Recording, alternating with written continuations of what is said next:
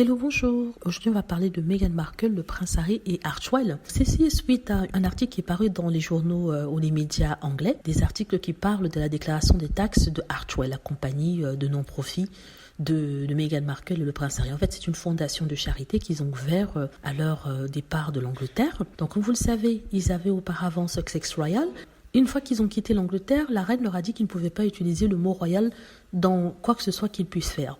Donc, ils ont dû changer le nom Sussex Royal pour autre chose. C'était un anagramme. Ensuite, c'est devenu Archewell. Donc, Archewell a été incorporé aux États-Unis. Et chaque année, les compagnies américaines, même en Angleterre, ça se fait chaque année, ils doivent déclarer leurs taxes. Ça a été le cas pour l'année 2020. La déclaration de taxes de Archewell a été publiée dans les médias anglais et il a été dit en fait que Harry et Meghan n'ont reçu que 50 000 $ de dons durant l'année 2020. En fait, c'est comme ça que c'est présenté par les journaux anglais. Par contre, ce que les journaux anglais ont dit, mais ils ont bien caché ça dans leur article, c'est que ils n'ont reçu 50 000 que parce que ça couvrait une période assez courte de l'année 2020. Pourquoi donc? Parce que entre leur départ de l'Angleterre et le fait qu'ils aient transféré leur fondation de charité aux États-Unis, il y a un certain laps de temps. L'année fiscale, je crois, commence soit de janvier à décembre ou alors d'avril en décembre. Je ne sais plus très bien, mais je vais reconfirmer ça plus tard dans les commentaires. Donc, je crois que ça a commencé de janvier à décembre.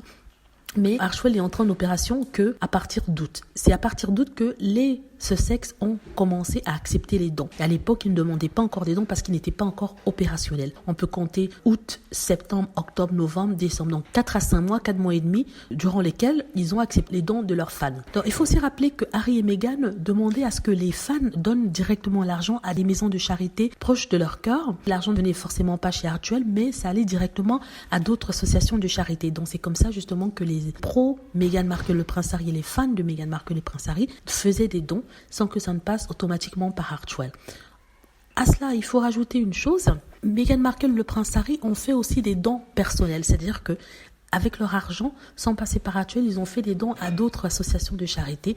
Donc, ils donnent beaucoup d'argent aux maisons de charité ou d'autres organismes de charité, de bienfaisance et tout ça. Sachant que ça, ce n'est pas rapporté dans les médias anglais. Donc, en fait, les médias voulaient juste montrer qu'Harry et Meghan ne donnaient pas d'argent. Ils donnaient que 50 000 sur soi-disant les millions qu'ils engranger. En mentionnant au bas de la page qu'en fait, la période d'exercice d'Archewell était effective qu'à partir du mois d'août, mi-août, je crois. Hein. Donc, un laps de temps de 4 mois et demi. Je n'ai pas voulu entrer dans les détails parce que ça aurait été compliqué. Il faut juste retenir que ce n'est que sur 4 mois que ces 50 000 ont été pris. Et de toute façon, Harry et Meghan n'ont de compte à régler avec personne. Il s'agit de leur vie, ils en font ce qu'ils veulent. Et ce sont les médias qui sont tout le temps en train de courir après eux pour voir ce qu'ils font, ce qu'ils ne font pas. Dites-moi ce que vous en pensez. J'espère que vous avez bien la vidéo. N'hésitez pas à cliquer sur like si c'est le cas, à vous abonner pour plus de vidéos et à cliquer sur la petite cloche afin d'être averti lorsque je poste une nouvelle vidéo. Merci.